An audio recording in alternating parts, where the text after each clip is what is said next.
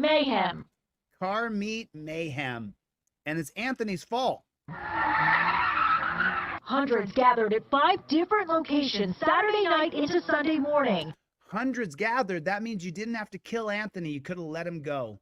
You're not going to get everybody. Just leave them alone. Or maybe opening up a place where they can do their car racing and it can be sanctioned. Imagine that.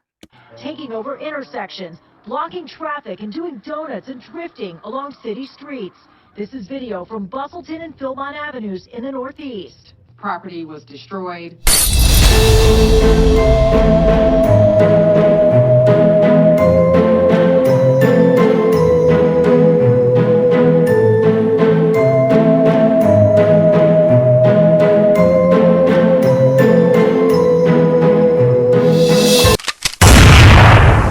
For the past hour or so about what started as peaceful protest devolving into something beyond that. What you're looking at right there are 2 vehicles. We don't even know if they're police vehicles. We don't know if they're civilian vehicles. All we know is that they've been set on fire. This is after at least 2 other police vehicles had been set on fire in the midst of protests that have been going on for the past several hours. Of course, all this involving the death of George Floyd, an African-American man who died after a white police officer pressed his knee into his neck in Minneapolis, Minnesota.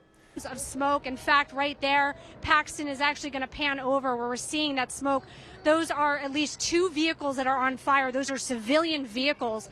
I make the distinction between civilian and police vehicles because already today, a Philadelphia police cruiser and a state trooper cruiser were already set on fire. Now, if those protesters, they were using some sort of spray to spray at them to try to get them away from the vehicles, it actually got so bad at one point that the SWAT vehicle had to actually drive out and move away. That was when we realized that we needed to leave. You just heard that explosion there, Walter. That could be anything from tear gas, or it could be something from that vehicle that's currently on fire that just made a loud noise. So that remain out here. So at this point, we don't have any word on if there are any injuries to people. Again, we only know about property damage, and that's from what we're seeing.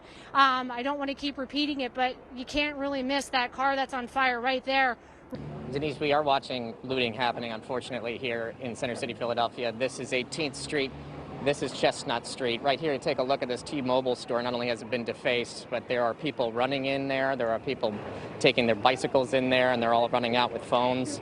There have been people running into the back room. All the alarms on these businesses are going off, but police clearly are not here. Some of the business owners that have been coming down watching the destruction of their property after having these businesses closed during this pandemic for the past couple of months. This is a depressing scene for them.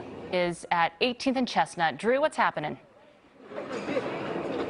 Well, Denise, we just watched this candle store here on Chestnut Street. Big loud bang. They knocked into the window here.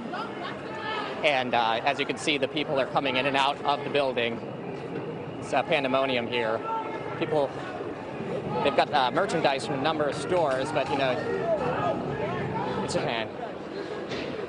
I want to show you right now. You could just see what's going on here. It's an incredible scene. This is a piano store. They got the piano half out. Over here, this is a team store as well. There's pretty much nothing left in there.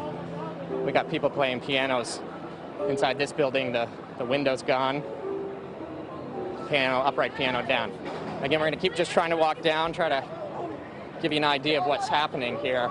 The mood of the protest changed after participants left the Rocky Steps. A state police car was set on fire at Broad and Vine. State police say no troopers were injured.